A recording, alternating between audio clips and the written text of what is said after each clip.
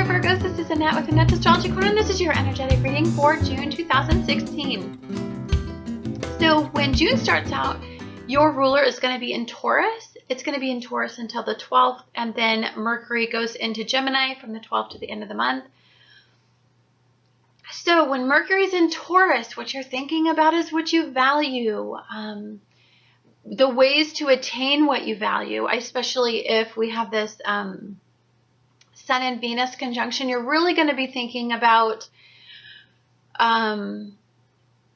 what you value most. And I think you're going to be thinking about ways to get what you value. I think what's going to deeply compel you is to take a look at two sides of the issue.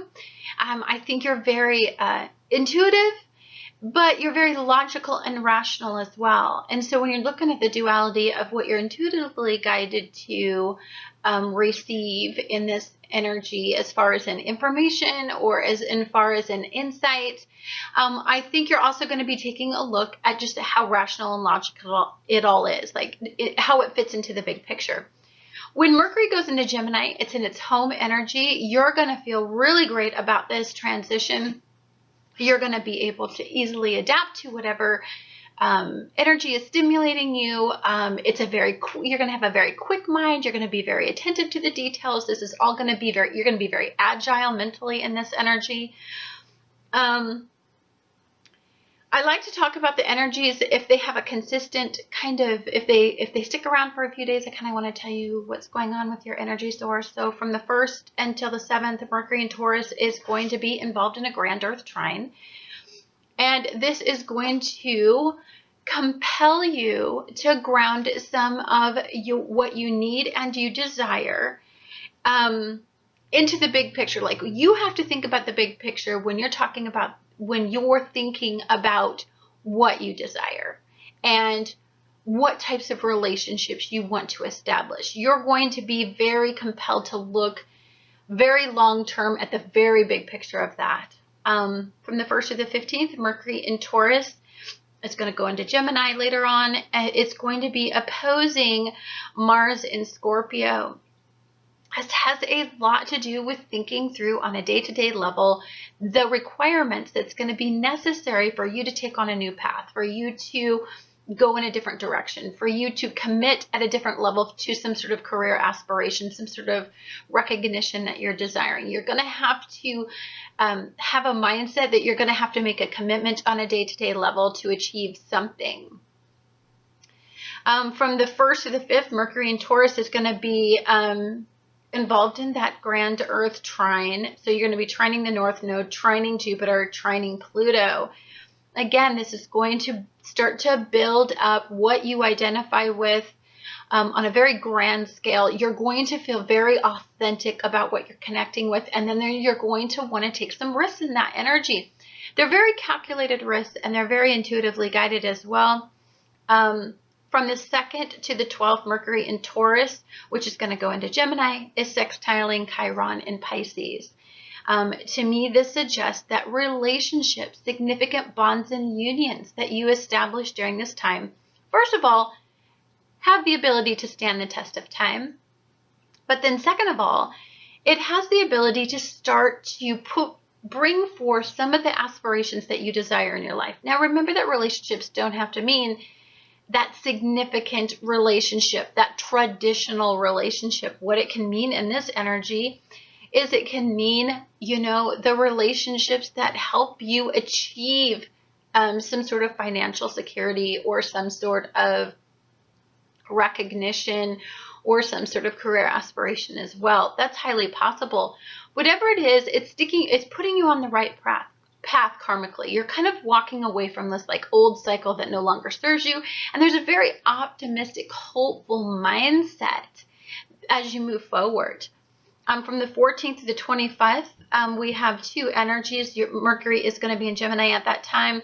It's going to oppose Saturn. It's going to square off with Neptune. So what we really need to do is take a look at our relationships, our significant bonds and unions, and just really analyze them and be very realistic if they're going to be something that we're going to move forward with for a very long time. And then I think for some of us, we're going to take a look at, do some of these relationships have some sort of karmic aspect to them that makes us understand that it's some sort of ritualistic mindset that we've got to break ourselves away from. So we'll kind of learn the karmic lesson, and it'll kind of auto-correct our life path.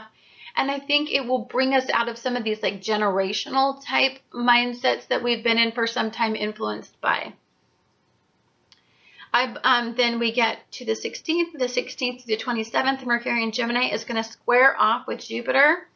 Again, it's time to identify that life path, and it is going to be sometimes a difficult realization. Look, sometimes what we have to do is really see things the way they are, and Jupiter is going to expand what you identify with.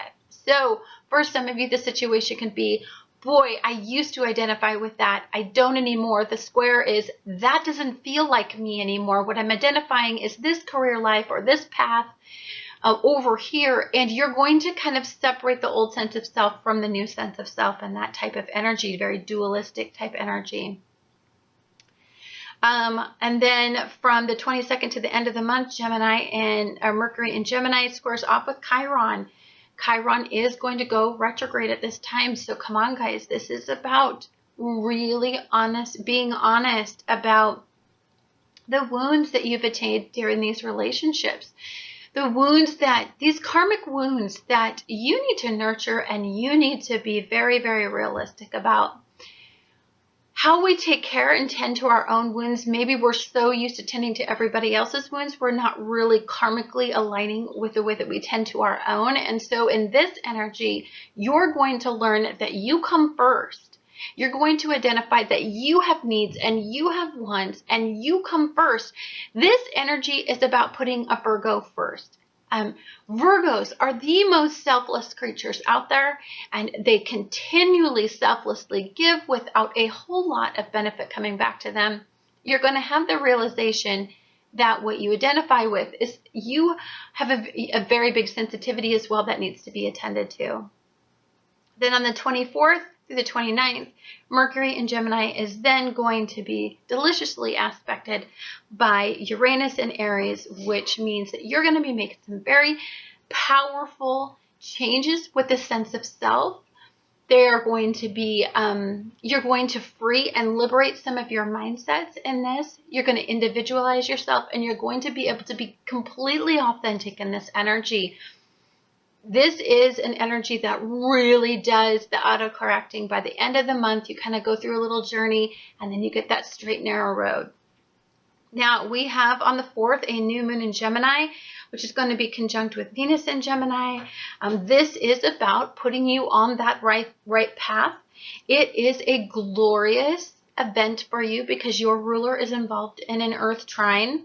You are sextiling at this point a Chiron, which is about connecting you with the right relationships, those long-term bonds, those significant partnerships and unions that have some significant healing content to them. Like, you're being guided to be with them because they're going to heal an old wound that I believe has been in place for a very long time. You've been on this journey, so it's time to get off the journey. So we need to attract others into our life that show us a better way, show us how to do things in a different way, because that's all this Gemini energy.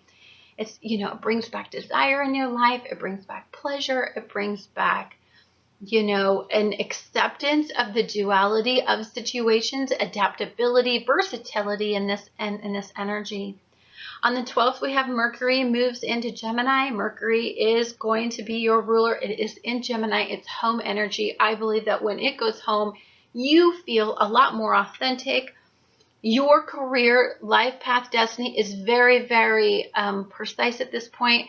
As you go through this month and as you take this windy little journey, and when you get to the end of the month from about the 24th into the 29th, I believe you straighten out the journey. So it's a little windy at first. It's a little confusing. I think at first,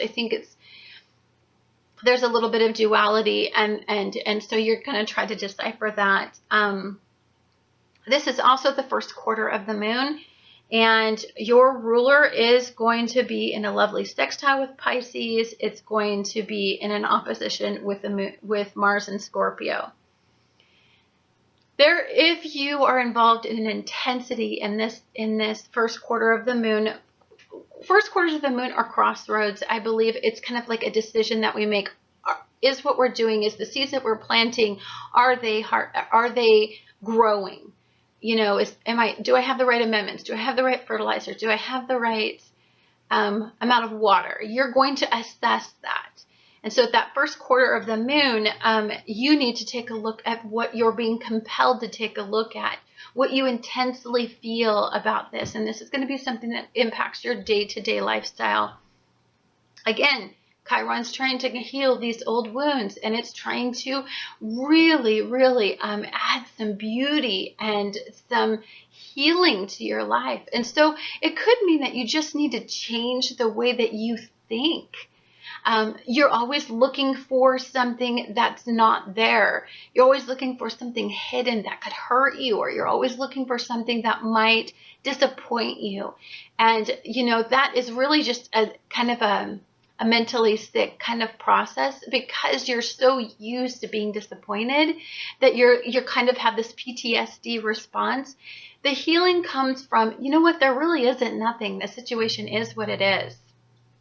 It's all going on in your mind in this energy, and you'll get some sort of revelation to that. Then we're going to have a full moon in Sagittarius. This will be the second full moon. I believe this is a very accumulative full moon. It's a cumulative full moon.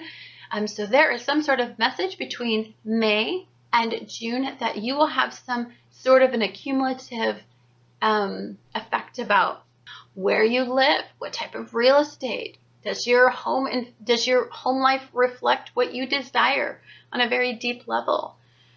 At this point, your ruler is involved in a grand mutable cross. And so this is a very difficult conversation. This is a reality check. You know, Mercury is trying to put you on the right path. And there are two different situations, or maybe there are two options, or maybe there are two perspectives that are confusing you about the situation. Jupiter is going to expand these in, I think, very opposing ways, these mindsets, these options. And so it's going to be very confusing which road to take in this energy, I believe, for some of you. Now, you have got to stay in reality. This cannot be anything that you idealize. So this is your ruler is going to square off with Neptune, because it cannot be too unrealistic or too dreamy of a mindset, or you cannot idealize anything in this energy, or you're going to be caught in this very difficult conversation during this full moon. Then from the 17th to the 25th, your ruler is involved in the second mutable grand cross that we're going to have of the month. This is going to involve directly your ruler. And so let's talk about the areas this is going to pull you in. The opposing energies, the four different energies that are going to be kind of impacting you to resolve or take care of or pull you in these different directions, are going to be your career, life path, destiny. It's going to be in your relationships, your bonds, your significant unions. It's going to be in your home and family, your past programming, how you grew up, possibly something to do with going back home or dealing with situations that have to do with, where you grew up and who you grew up with, like your family unit. And then it also has to do with what you're identifying with now. So it could mean that you identified with your old sense of self because what you identified with was past programming, because that's what you were guided to do at the time. And karmically, we're all brought into the world to bring us to this point to where we either choose to continue being a hamster on a wheel with old programming, or do we go out into the world and that we develop a new sense of self and we develop what we identify with. Uranus in Aries during that whole transit, during this whole time, is trying to get us to become conscious of what we identify with, not through significant past programming or not through what life has shown us up to this point or not through logic, but what we're intuitively guided to be authentic about. That's definitely what this event is going to be about for you. Anyhow, guys, thank you so much for watching Annette's Astrology Corner, and I look forward to talking to you guys again